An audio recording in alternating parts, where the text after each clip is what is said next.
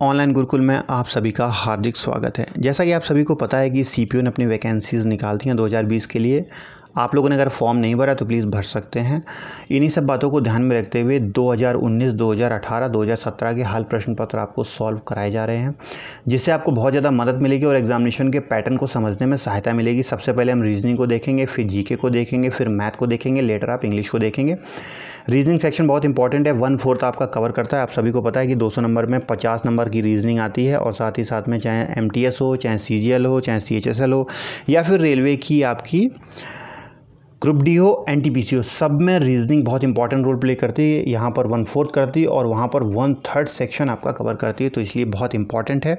काफ़ी आसान होता है, स्कोरिंग सब्जेक्ट है, लेकिन ध्यान देने की और प्रैक्टिस करने की ज़रूरत है। तो आप करिए, आपको पैटर्न पता लग जाएगा। थोड़ा बहुत लिटिल बिट डिफरेंस होता है, ऐसा नहीं कि जो सीपीयू में आता है वैसा उसमें कुछ अलग आ जाएगा, एमटीएस में या सीएचएसएल में अलग आ जाएगा या एनटीपीसी में आएगा।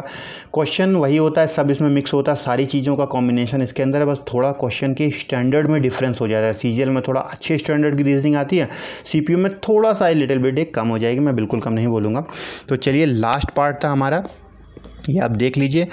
15 मार्च 2019 को ये आपका पेपर हुआ था और 3 बजे से लेके 5 बजे की शिफ्ट का। तो हम इसके आपके कुल मिला के 34 कर रहे थे, तो आप 35वें क्वेश्चन से हम स्टार्ट करते। तो ये रहा क्वेश्चन नंबर 35 आपके सामने। क्वेश्चन को देखिए, वीडियो को पॉज करिए, खुद करने की कोशिश करिए। देखिए, इस टाइप के क्वेश्चंस का जो मेरा एक्सपीरियंस रहा है, सबसे बढ़िया तरीका मुझे ये लगता है कि आप सबसे पहले डिवीज़न को और फिर मल्टीप्लिकेशन के 2 सिंबल को फाइंड आउट कर लिए। चारों एक साथ याद करने में थोड़ा सा कई कैंडिडेट को दिक्कत होती है, तो आप 2 को फाइंड आउट कर लीजिए, बाकी के क्वेश्चन बहुत आसान हो जाएगा। कैसे विजुलाइज आप करें, सबसे पहले डिवीज़न ढूंढें। गुणे का मतलब भाग है, तो आप गुणे का चिन्ह देखना है, गुणे का मतलब भाग है, तो ये जहाँ गुणे है वहाँ भाग कर दो, तो 5 दूनी 10 हो जाएगा, 2 कर दो काट के इसको सीधे। फिर गुणा देख लो, क्योंकि बॉड मास का रूल है, उसके हिसाब से पहले आपको डिवीज़न को हल करना, फिर मल्टीप्लिकेशन हल करना। ये तो आप सभी जानते होंगे अगर आप कंपटीशन की प्रिपरेशन कर रहे हैं यहाँ से स्टैंडर्ड तक। फिर आप क्या करेंगे, मल्टीप्लिकेशन देखेंगे, माइनस का मतलब गुणा है, तो माइनस देखिए और 14 या 42 कर दो, यहाँ पर काट के इसको इन दोनों को बैलेंस कर दो। बस अब आपका सवाल बहुत आसान हो जाएगा, बहुत ही ज़्यादा आसान हो जाएगा। कैसे, अब प्लस को माइनस किया है तो अब आ गया 42 - 2 + 5, तो कितना हो जाएगा, 42 में 5 47 - 2 45। आंसर नंबर 35 का 3 आ जाएगा आपके सामने। बहुत आसान होते हैं, कोई ज़्यादा गुणा भाग नहीं लगाती, बस टैक्टिस आपको आनी चाहिए। क्या टैक्टिस आप इस्तेमाल करते हो, कवर कर लेते हो। क्वेश्चन नंबर 36, निम्नलिखित समीकरणों को सही रूप से हल करने के लिए 2 चिन्हों को आपस में बदलना चाहिए। इस प्रकार के क्वेश्चन भी प्रैक्टिस के ऊपर डिपेंड करते हैं। जितनी मेंटली कैलकुलेशन आपकी स्ट्रांग होगी, उतनी जल्दी आप कर पाओगे। अगर मान लो 1-8% केसेस में आपको लगता है तो ये थोड़ा सा टाइम कंज्यूमिंग हो सकता है, क्योंकि आपको हर ऑप्शन को चेक करना पड़ेगा। और अगर थोड़ी कैलकुलेशन आपकी अच्छी, तो आप पहले भाग और गुणा पे फोकस करो, उतने में ही आपका हल हो जाएगा। ठीक है, 2 ऑप्शन है जिसमें भाग और गुणा, उन दोनों को फोकस करिए, उतने में से आपका हल हो जाएगा। तो देखिए, हम नीचे से, और इस टाइप के क्वेश्चन में ऑब्वियसली मैं सजेस्ट करूंगा, जो मेरा एक्सपीरियंस है कि आप नीचे से हल किया करो। मतलब फर्स्ट नंबर आंसर एक बहुत कम आता है, बहुत कम प्रोबेबिलिटी होती है कि आपका पहला ही आंसर सही हो जाए। आंसर आपको बीच में या नीचे मिलेगा, तो आप लास्ट नंबर से स्टार्ट किया करो। कभी करके देखना, खैर ये मेरा एक्सपीरियंस था, हो सकता है आपका कोई डिफरेंट हो, करके देखिएगा। भाग लगा के देख लीजिए, भाग और गुणा, भाग और माइनस को आप बदल दीजिए, तो भाग की जगह यहाँ माइनस हो जाएगा। ठीक है, और उसके बाद माइनस की जगह भाग हो जाएगा। ठीक है, तो 8 त्रिक 24, 3 आ गया, यहाँ पर 5 दिया, यहाँ 15 आ गया। ठीक है, 15 5 कितना हो गया, 15 हो गया। अब यहाँ पर इधर हो जाएगा 3 - 5 + 15, तो जोड़ लीजिए, 15 3 18, 18 में से 5 गए, कितना हो जाएगा 13, 13 आपका आ गया। तो इस प्रकार से ये वाला आपका आंसर नंबर 4 हो जाएगा, बहुत आसान। ठीक, क्वेश्चन नंबर 37, डाइस। बहुत ही गजब का मैं बोलूँगा टॉपिक है, इतना आसान है, इतना आसान है। लोग इतना कैलकुलेट इसमें करते रहते हैं, जिनको नहीं पता, जिनको फंडा नहीं पता है, वो परेशान होते हैं। और ये रियली 2-3 सेकंड का होता है डाइस का क्वेश्चन। जैसे देखते हैं, इसके अंदर सबसे पहले आपको कॉमन दे, सबसे बोला कि 1 के विपरीत यानी 1 के अपोजिट कौन होगी। सबसे पहले आपको कॉमन देखना है, इन 2 डाइसों को उठा लो, किन्हीं को 2 को, आंसर सबसे निकलेगा, मैं आपको करके दिखाऊंगा। 1 3 5 है, यहाँ पर 6 3 है, तो यहाँ कॉमन क्या है, 1 3 5 और 4 6 5, 5 कॉमन है, तो सबसे पहले 5 लिखो। फिर जो अंक है उनको क्लॉकवाइज डायरेक्शन में लिखना स्टार्ट करो। 5 के बाद 1 आएगा क्लॉकवाइज में, फिर 3 आएगा। दूसरी डाइस ले लो, 5 लिखो, 5 के नीचे 5, फिर क्लॉकवाइज कर लो, 5 के बाद 4 आएगा, फिर 4 के बाद 6 आएगा। तो 1 का अपोजिट 4 हो गया, 3 का अपोजिट 6 हो गया, और 5 का अपोजिट रिमेनिंग क्या बचा, क्या बचा बताइए आप, 2। 5 का अपोजिट 2 का, क्योंकि 5 तो दिए हैं, बाद में 2 बचा, तो 5 का अपोजिट आपका 2 हो जाएगा। ये इसका अपोजिट है, तो 1 का अपोजिट क्या आया, 4। आंसर ये होगा। अब आप बोलोगे अगर हम इन 2 को हल करके इनको भी करके देख लीजिए, हो सकता है कि क्या 4 से कोई डिफरेंट आएगा, देख करके देख लेते हैं। इन दोनों में से कॉमन देख लीजिए। अब आप बताइए इनमें से क्या कॉमन, 6 4 5 में से 4 कॉमन आ रहा है, तो 4, फिर क्लॉकवाइज घुमाइए 6, फिर 5, यहाँ देख लीजिए 4 के बाद क्या आएगा, 4 के बाद 3 आएगा, और 3 के बाद क्या आएगा, 2 आ जाएगा। तो 5 का अपोजिट ये, 6 का अपोजिट 3 हो जाएगा, 4 है। अब क्या बचा, 1 बचा ओनली, तो 1 के अपोजिट क्या हो जाएगा, 4। आंसर फिर भी 4 आ रहा। कुछ भी कर लो, चाहे आप इसको भी हल करके देखोगे तो भी आपका वही आएगा। रूल नियम सेम होता है, उससे आंसर चेंज नहीं होते। आप किसी से हल करके देख लो, कोई अगर ये बोले कि आप इन 2 को क्यों हल कर रहे हो, आप इनसे कर लो। अब मैंने आपको 2 करके बताया, अब तीसरा खुद करके देख लीजिए, तो भी आंसर आपका 4 ही निकलेगा। ठीक है, इस तरीके से इसको हल करते, बहुत आसान होता है, अच्छा स्कोरेव है, फ्री के टाइप के नंबर हैं इसमें, अगर थोड़ा बहुत आपको फंडा इसका पता है। अब ये बोल रहा है आपसे कि इसमें अगला अक्षर कौन आएगा, चलिए भाई देख लेते हैं। अब ये कौन सी सीरीज़ बन रही है, थोड़ा सा आप इसमें गुणा भाग लगाने की कोशिश कीजिए। UVWX -2, टी और वी में कितना डिफरेंस है, -2। ठीक है, RST -2, ये -2 चल रहा है, तो P का -2 करोगे तो क्या आएगा, N के बाद O आता है, फिर P आता है, N आता है। ठीक है, तो P में -2 घटाओगे तो N आ जाएगा उत्तर। तो बहुत आसान आपका निकला, -2 की सीरीज है, सिंपल, आंसर नंबर 3 हो जाएगा। अगला कथन निष्कर्ष। आप देखिए पूरे पेपर के अंदर कम से कम 3 से लेकर 4 क्वेश्चन कथन निष्कर्ष के आते हैं। ठीक है, और अच्छा टॉपिक है, बहुत बढ़िया है। सभी वैन बिल्लियां हैं, तो देखिए भाई ये वैन बना दी और ये बिल्ली बना दी। ठीक है, ये आपकी कैट हो गई और ये आपकी वैन हो गई। सभी जीपें बिल्लियां हैं, बहुत बढ़िया बात है, ये आपकी जीप बना दी, सभी जीप बिल्लियां हैं आपकी। अब ऑप्शन पे आ जाइए आप। कुछ वैनें जीप हैं, कुछ वैनें जीप हैं, बिल्कुल ये तो बोला नहीं गया, तो हम इसको नहीं बोल सकते हैं।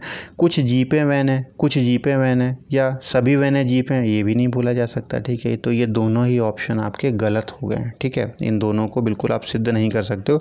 दोनों निष्कर्ष, ना तो निष्कर्ष 1 ना ही निष्कर्ष 2 आपका अनुसरण करता है, तो आपका आंसर इसमें 2 हो जाएगा। अगला क्वेश्चन देखते हैं 40। जिस प्रकार पुष्प का संबंध गुलदस्ता से, उसी प्रकार पशु का संबंध है। यानी गुलदस्ते में बहुत सारे पुष्प होते हैं, तो उसी प्रकार पशुओं का जो समूह, उसको क्या बोलते हैं, झुंड। अब कोई बोलेगा दल और समूह एक ही चीज़ तो है, झुंड भी एक चीज़ है, बात बिल्कुल सही है उसकी। ये बात आपकी बिल्कुल सही है कि दल समूह झुंड का मतलब एक ही होता है, लेकिन थोड़ा गौर करिए, पशुओं के संबंध में हम समूह और दल को नहीं बोलते हैं। दल इंसानों को डिनोट करने के लिए, ह्यूमन बींग्स को डिनोट करने के लिए शब्द इस्तेमाल किया जाता है। ठीक है, पशुओं को इस्तेमाल करने के लिए क्या बोलते हैं, झुंड बोला जाता है। ये थोड़ा सा इसमें एक माइनर डिफरेंस है, बाकी मीनिंग तीनों का एक है, तो इसका आंसर क्या हो जाएगा, झुंड। ठीक है, अगला क्वेश्चन 41। 4 में से 3 एक समान है और एक डिफरेंस है, तो आप देख लीजिए इसमें क्या सीरीज आपकी लग रही है। 4 में से 3 एक समान है और एक डिफरेंस है इसके अंदर। सबसे पहले पैटर्न को आप देख लीजिए, EFG +2, HIJKLM, सब ये +2 वाली सीरीज है। ठीक है, उसके बाद में NOPQRSTUV, ये भी बिल्कुल फॉलो कर रहा है, +2 सीरीज है। M से करिए, MNOPQRSTU, ये भी +2 है। अब लास्ट में भाई देखते क्या है, IJKL, के बाद L आ गया, देखिए +2 के बाद में +1 आ गया L, फिर MNOP +4, फिर QRS +3, ये तो बहुत ऊटपटांग कर दिया इसने। ठीक है, तो इसका मतलब ये तो बिल्कुल हर कोई व्यक्ति बता देगा कि इसका आंसर क्या आ जाएगा, 4 आ जाएगा। ठीक है, थोड़ा सा अगर कंफ्यूजिंग करना होता तो इनको ये +4 +3 इनकी जगह +2 वाली सीरीज़ देते, बीच में +1 दे दिया तो थोड़ा सा कंफ्यूजिंग हो जाता हमारा ये।